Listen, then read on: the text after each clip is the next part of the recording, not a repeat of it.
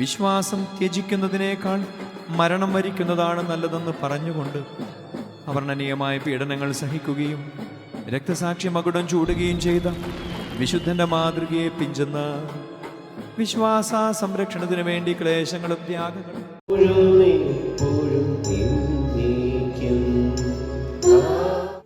അവൻ വന്നില്ലേ?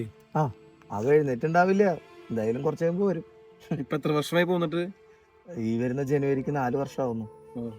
അന്ന് എന്താണ് ശരിക്കും സംഭവിച്ചത്?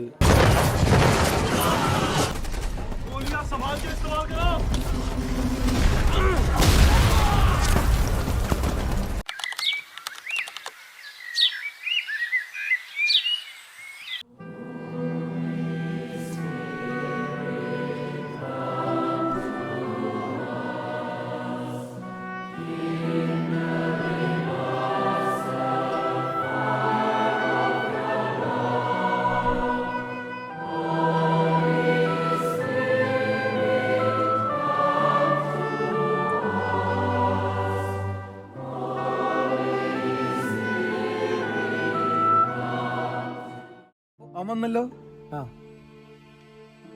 വിശ്വാസമെന്ന പരിചയമായി രക്തസാക്ഷിത്വത്തിലേക്ക് നടന്നു നീങ്ങിയ വിശുദ്ധ സെബസ്ത്യാനോസ് ഈ ലോക ജീവിതത്തിൻ്റെ എല്ലാ സംഘർഷങ്ങളിലും സങ്കടങ്ങളിലും വിശ്വാസം വിശുദ്ധൻ്റെ ശ്വാസം പോലെ ഉള്ളിലൊതുക്കി വിശ്വസ്തതയും വിശുദ്ധിയുമുള്ള നല്ല വിശ്വാസികളാകാൻ ഞങ്ങളുടെ ദേശത്തെയും നാടിനെയും ഞങ്ങളുടെ വീടിനെയും അനുഗ്രഹിക്കണമേ. ആമേൻ.